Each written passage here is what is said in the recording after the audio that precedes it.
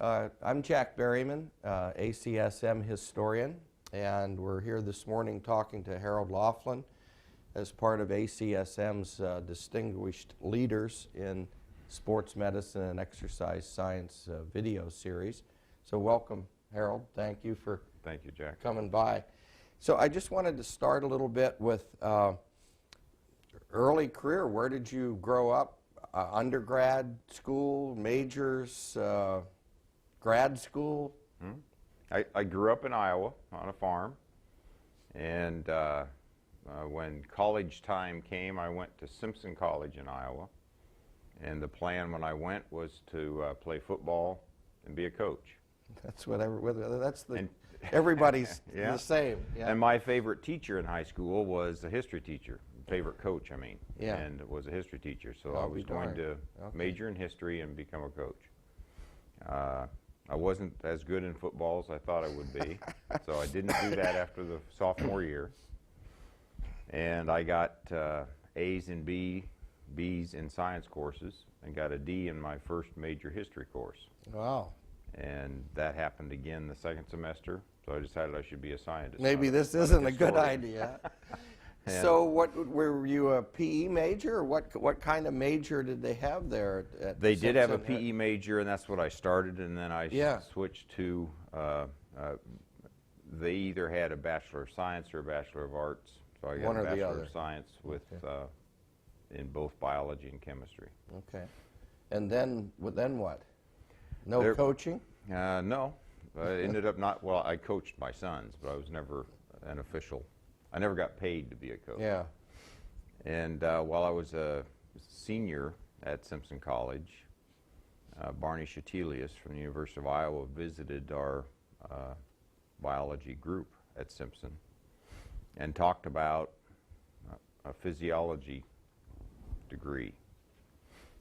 And that's when I decided to apply at the University of Iowa for the graduate program in physiology.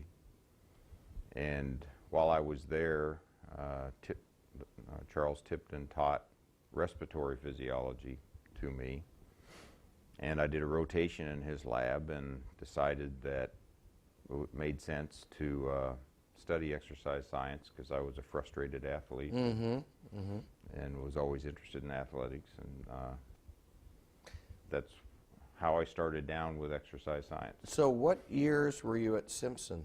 I was at Simpson from 66 to 70. Okay. And then you went straight the next year? Yep. And did my Ph.D. then from 70 to 74. John Diana was my thesis advisor, and Dr. Tipton was my co-thesis advisor. John Diana was a microcirculation biologist, and I started my career by blending those two disciplines. So Tip wasn't in the physiology department? He was. He was. Okay. And so you he were had a joint too. appointment, yeah. But was there a physical education department too, or there something like that there? Yeah. But he was a joint appointment then? Okay. He and Carl Gisolfi had appointments in physiology and in physical education. Okay. And at Iowa at that time, male physical education was in physical education, and the women separate had a physical education and dance, I think, is what their department was called. I think they're blended now. But what did you do your dissertation research in at Iowa? Two different projects, both looking at the microcirculation in the heart. One was focused on the effects of heart failure, and the other, which is where I started working with Dr. Tipton, was on exercise training. So I was comparing and contrasting the two different kinds of cardiac hypertrophy, what that did to the coronary microcirculation. Okay. And was it at this time that you heard about ACSM through Tipton, or what? Through Tipton in the second year, and I participated in his journal club. He has a very rich environment in his lab with a number of graduate students. I'm sure you're aware of his work on joints and connective tissue, and I collaborated with Art Valius while we were both graduate students, so that I used techniques that we had to measure blood flow to joints and ligaments following exercise training. Now, Barnard and Booth and Baldwin and all those guys were there ahead of you? They had were. all gone? Some of them were there the first year. In fact, I helped Ron Turyoung move out.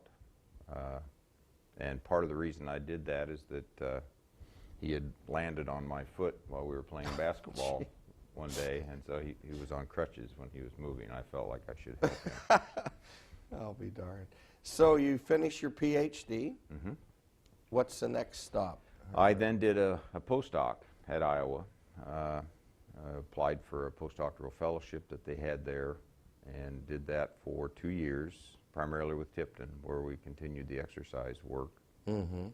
And I was scheduled to do that for another year, but the Air Force decided to, so to keep from being drafted from graduate school, I went through Air Force ROTC at Iowa. Mm-hmm. Okay. And so I owed them So you were committed. 4 years. Yeah, wow. And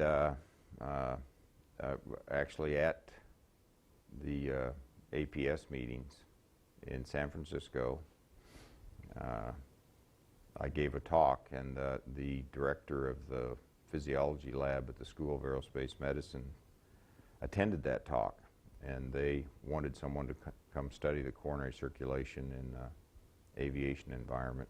And he found out that I owed the Air Force. Perfect.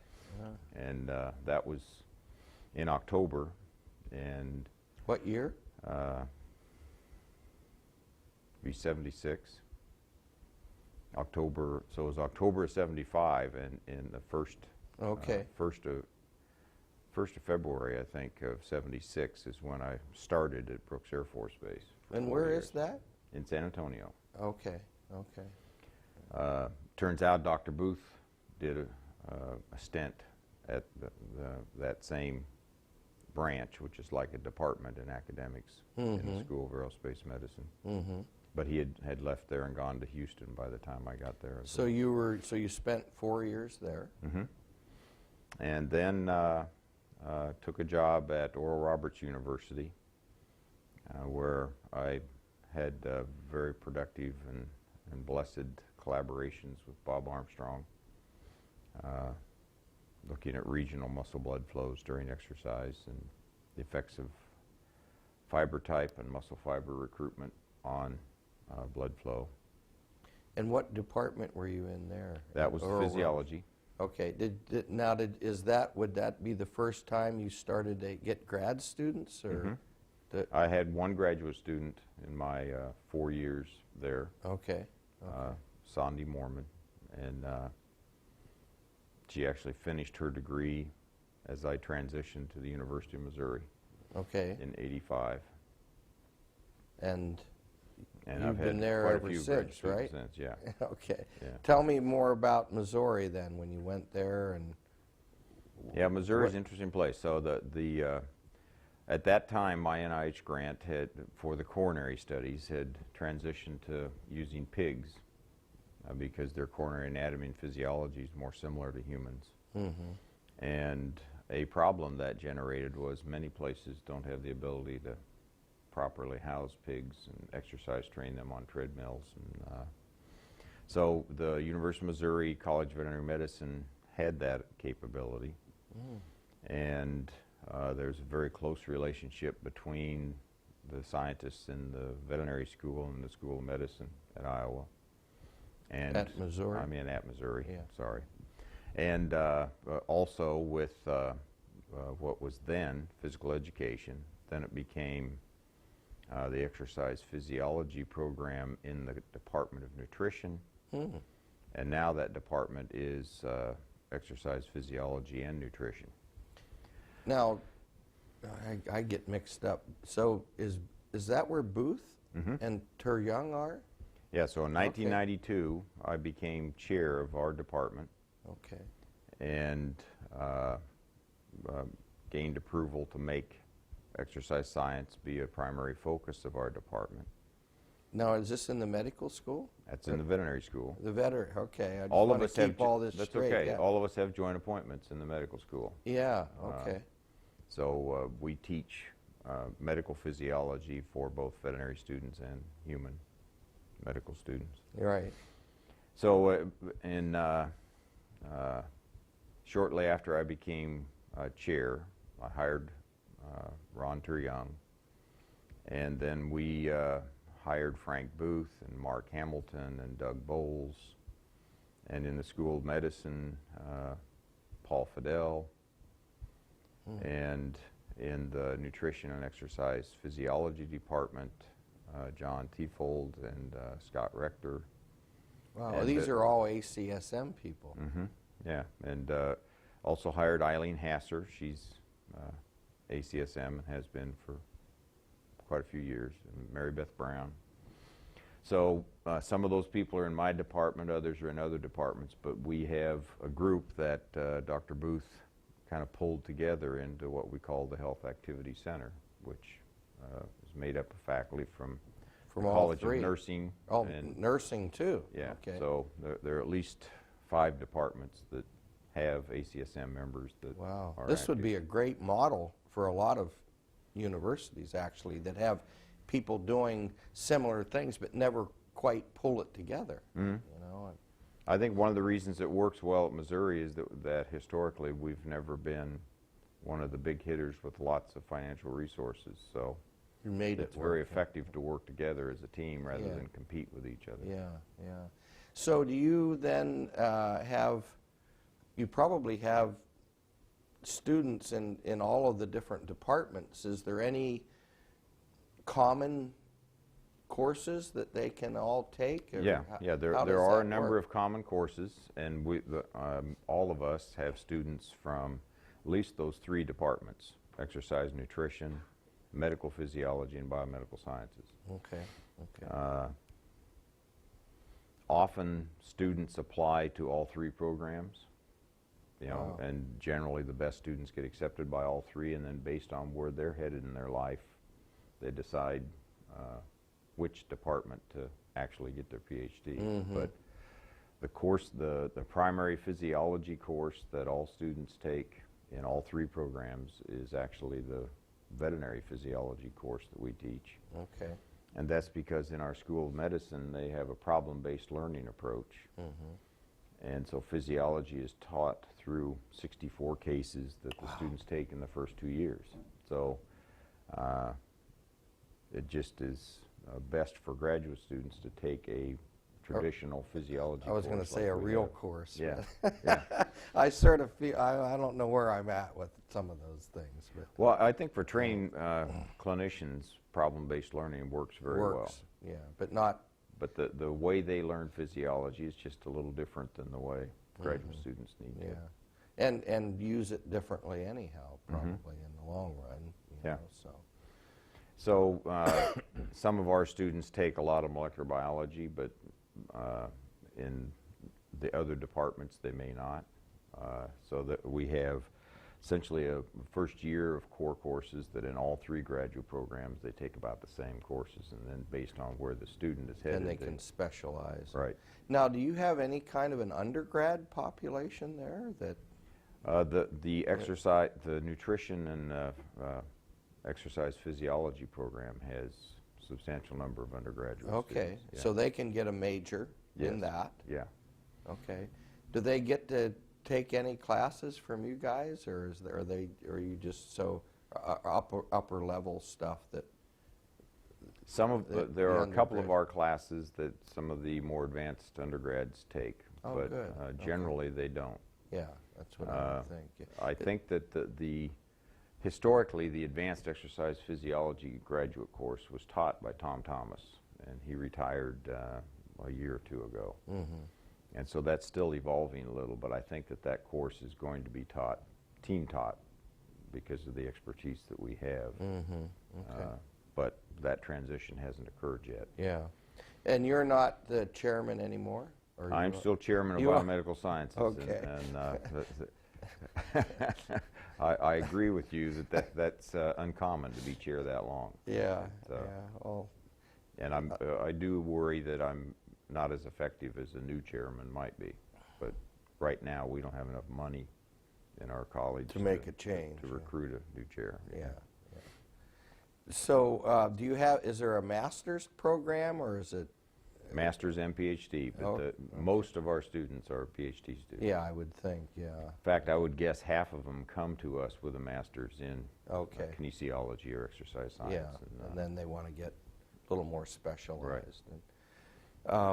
So going back to your connections with ACSM to Iowa, Mhm.